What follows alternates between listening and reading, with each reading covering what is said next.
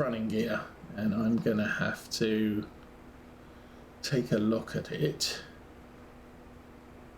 And the best thing for that is to have what they call is a back-to-back, which we insert between the wheels to make sure the separation is what it's supposed to be. It's supposed to be 14.5 millimeters. So I've had this wonderful thought that I'm going to 3D print one. It's probably going to cut 3 pieces and then glue them together precisely. Fun. And I can then stick that on the axle between the wheels and see what's what. Okay, this is tricky, so I'm going to break here and zoom out. Ooh. And, didn't make it, but that's far enough. Okay.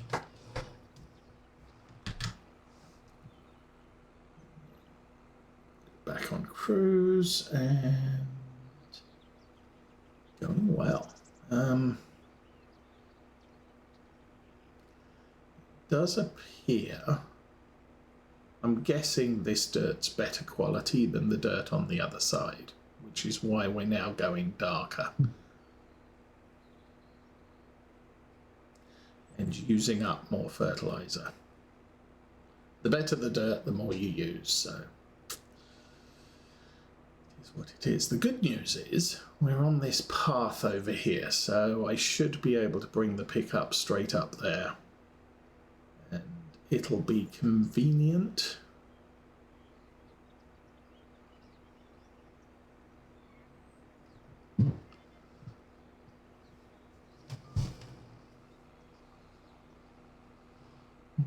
I want to be on the outside line, which we made. Good.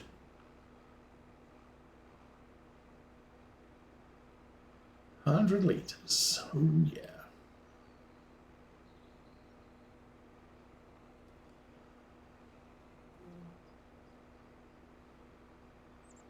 So I'll jump in the pickup. We'll drive to the back shed and see if I've got any fertilizer back there. Then if I don't, we'll have to drive to town and go shopping. Yeehaw.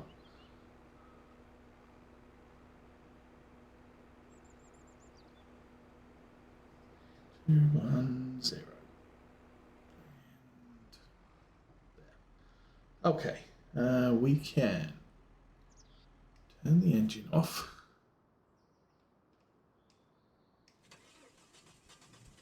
All right, back it up.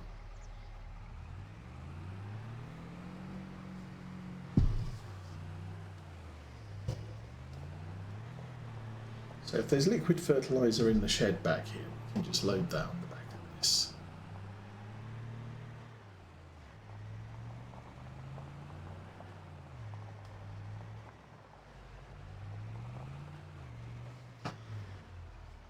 Oh, actually,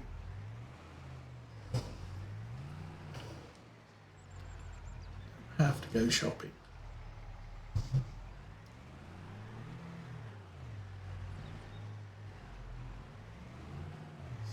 So,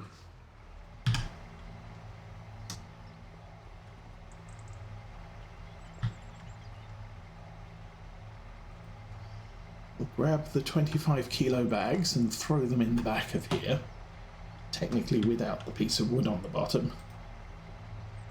There we go.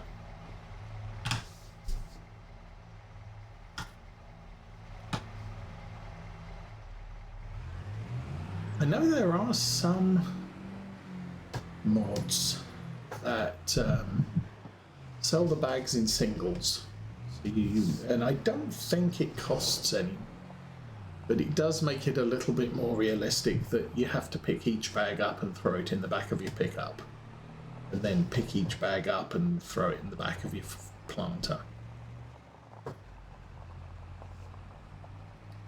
Or sprayer or whatever, but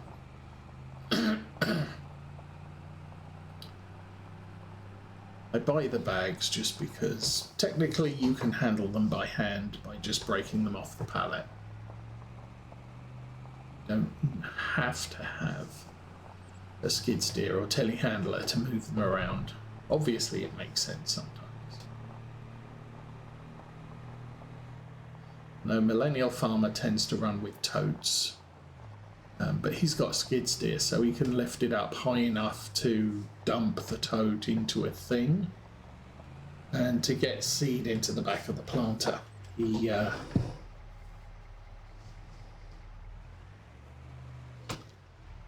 will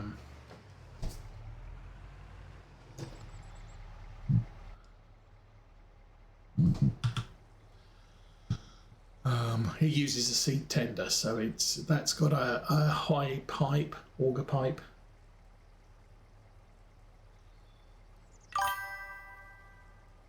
And long hauler. No, just a pickup. I did the backing up of the trailers last night. I tend not to back up the trailers because it's an A-B set, and backing those up is a nightmare. We are done, so.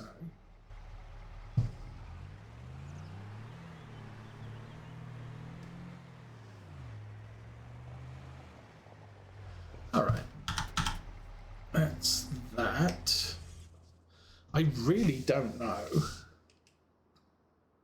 how long that's going to last me. All right, engine on. Sprayer on. And off we go.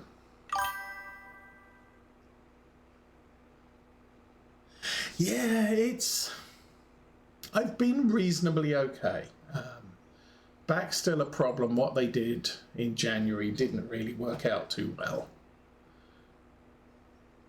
But I'm now 6 months clear of the ablation that I had on the sort of the top part of my lower back. So they can now do that again on the lower part, which they didn't address the first time round.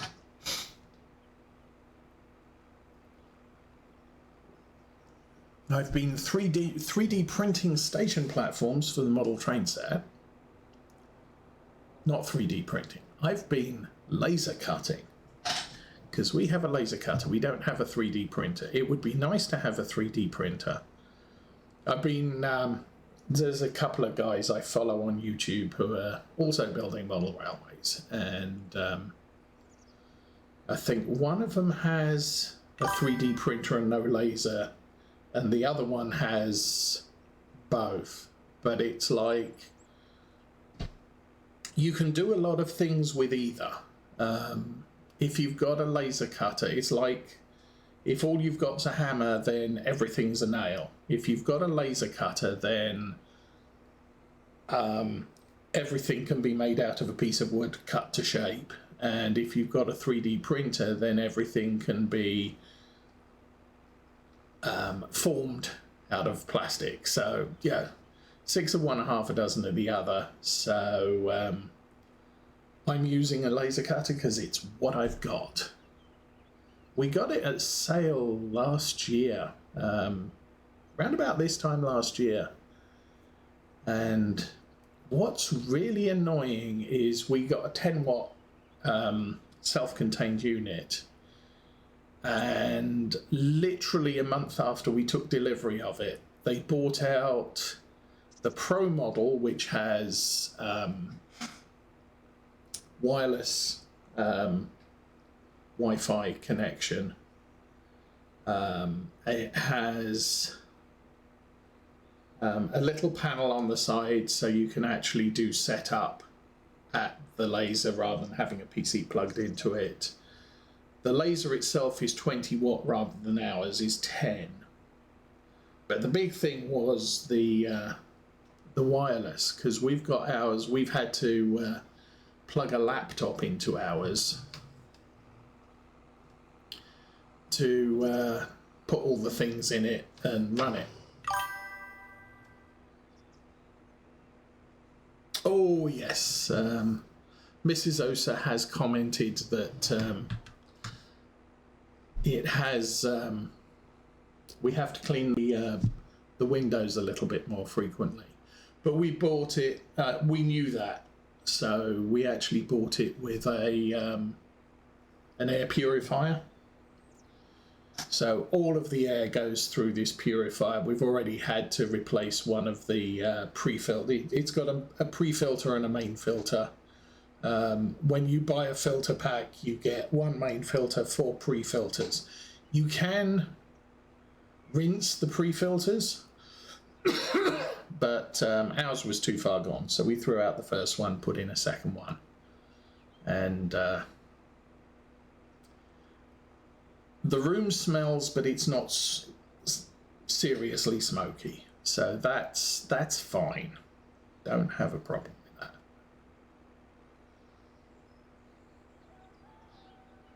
And as we get the basement worked on over the course of a few years, maybe we'll move the work studio down to the basement, and then we'll be able to have a 3D printer. Probably get one of the filament printers first, because they tend to be cheaper and less toxic. It would be nice to have one of the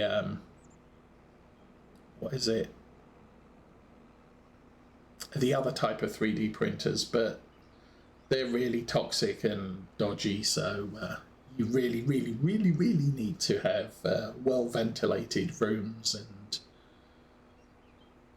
and chemistry levels of care.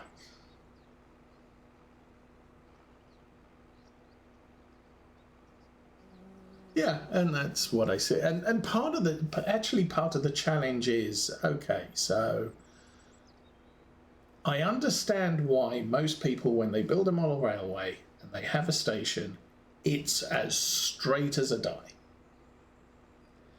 because it's much easier to create straight platforms than it is to make curved platforms. However, straight platforms are boring. So what I did was I put mine on a curve, and from a technical point of view, I'm kind of a little bit regretting that, because I have to figure out how to laser cut a curve and put the sides in, and wood doesn't bend that well if it's too thick. So yeah, that's going to be an interesting thing. But that's the next challenge I'm facing.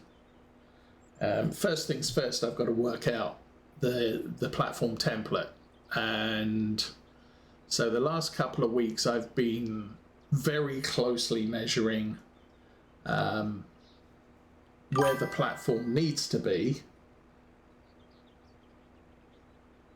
and then I will, once I figured that out, I'll draw it on a piece of paper and figure out the next steps.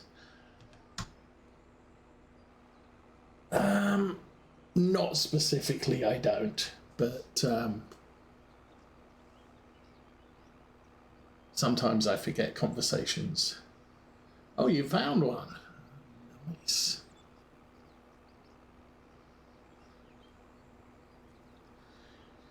Yeah, in the British modelling scene, things have been getting a little bit interesting. One of the new start manufacturers, Accurascale, just bought out Hellion, which is a very old Danish manufacturer. Now, Hellion are well known for not producing precisely accurate models and charging an arm and a leg for them.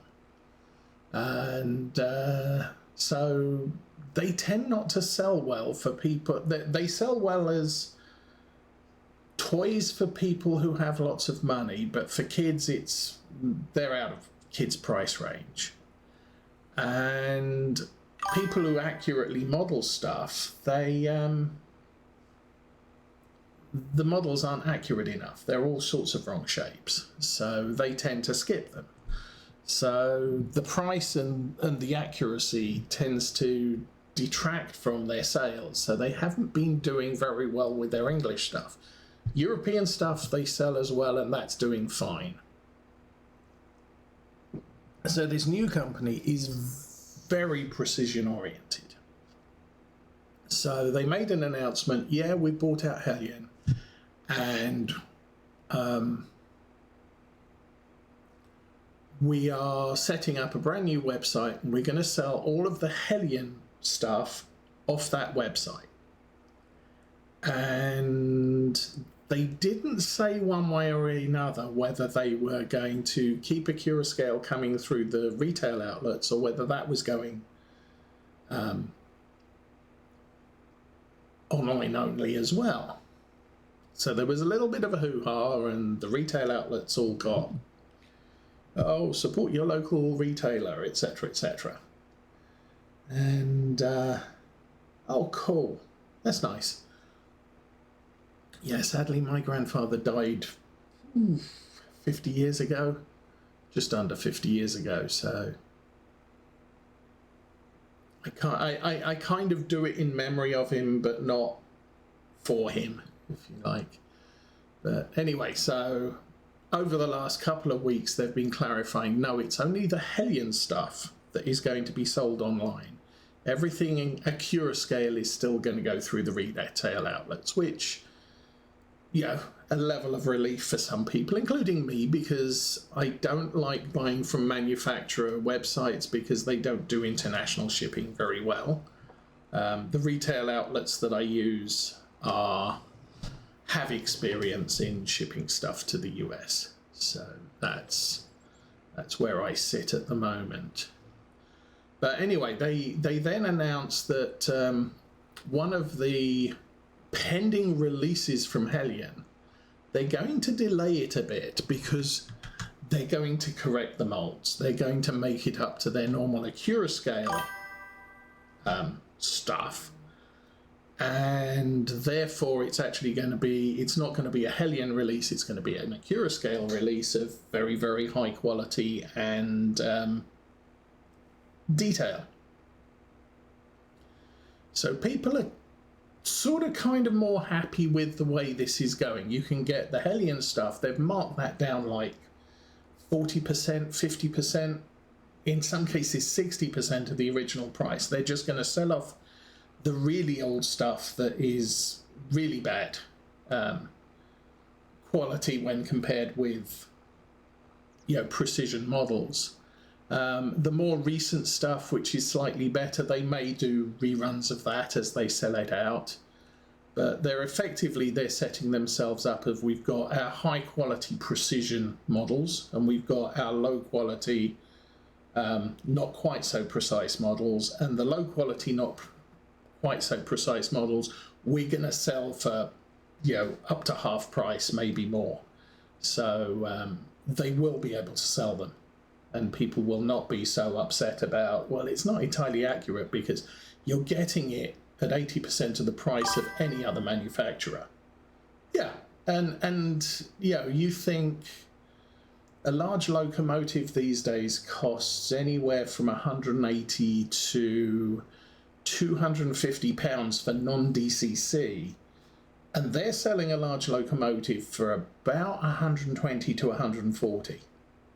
Non-DCC, and they're DCC ready, so you can buy yourself a chip and do that. So it's a little bit more in the price range of a kid wanting to play model trains, which is a good thing. And also, you can take a poor quality model if you don't care and you actually want to do low level modeling, like you painted up your locomotive in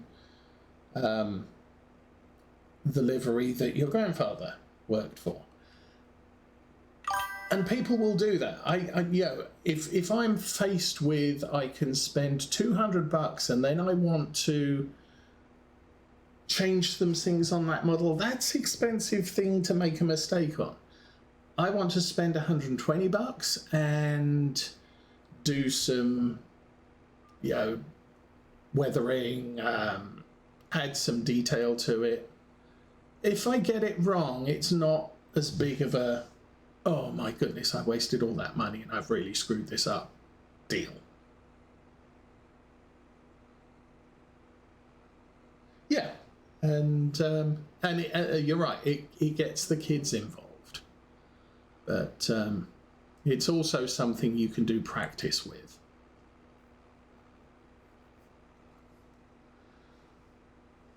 So that all happened last month. Let's turn around. Good. I'm trying to think what else has been going on. For the most part, I've just been working on the platform, and all I've done, I've so far I've just made some laser cut modules that are about 20 centimeters long by 8 centimeters wide, and just placing them on the table to get an idea of what it's going to look like. These are probably going to be the modules I end up using. But 3D laser cutter, and I've got an 8-foot platform area long.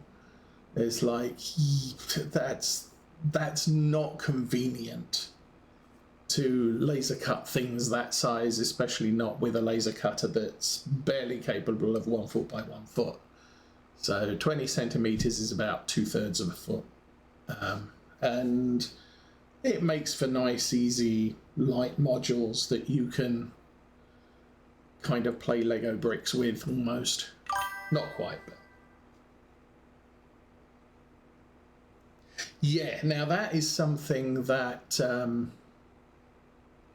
so one of the guys I watch on YouTube, he has a filament printer and a resin printer. His resin printer is old and not as accurate as it used to be, but his resin printer, he's using that to print up, he does electronics. So as far as doing model railways, he's using electronic components that he's assembling into circuits to monitor where the trains are and switch the turnouts and all things like that. And so he's building little plastic modules to mount the stepper motors for switching the turnouts, and little plastic sort of things you can screw in a circuit board into.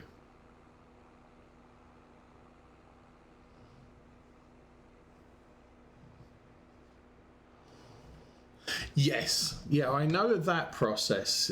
You can buy model railway bits from that.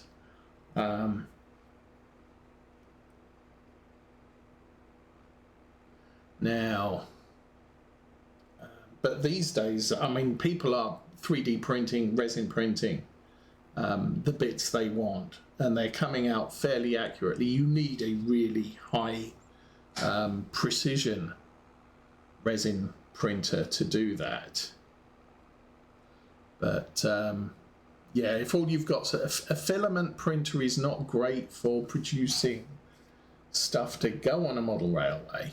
But it is good for mounting brackets for circuit boards and modules and all the other things. He's just installed. He's built his own turntable, and he built a plastic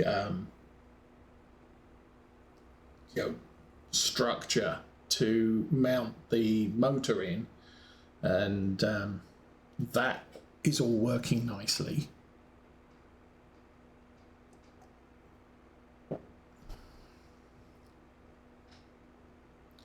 So that's all going to be a thing. In actual fact, I think it's the 10th today? It's the 11th today. So I'll be streaming here next week, but the week after, I'm going to a model railway show on the Saturday. So I won't be able to stream on Saturday 25. So, but one of the things I'm planning there, I've been out of contact with local modelers, manufacturers or retailers and the like. So going to a model railway show should get me in contact with some good suppliers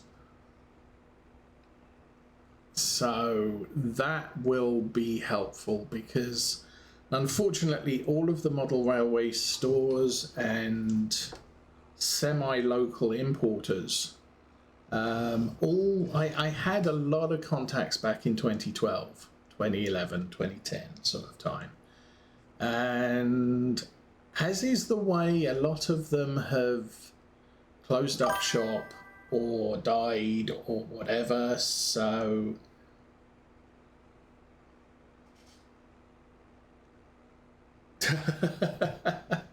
but yeah, so getting stuff from places I used to get it is no longer an option. I mean, we used to have 3 local model shops, one in Pinckney, one in Chelsea, and I think somewhere else. And I went to all of them at one point, but they have all closed down. The one in Pinckney, the proprietor was very old already. His family decided not to continue the business, so they closed. They sold off everything and closed it down. The one in Chelsea is now a bank, and I can't remember what the other one is. So the only thing I've got around here are toy shops that also sell. We've got Hobby Lobby, which is good for paints and glues and plastics and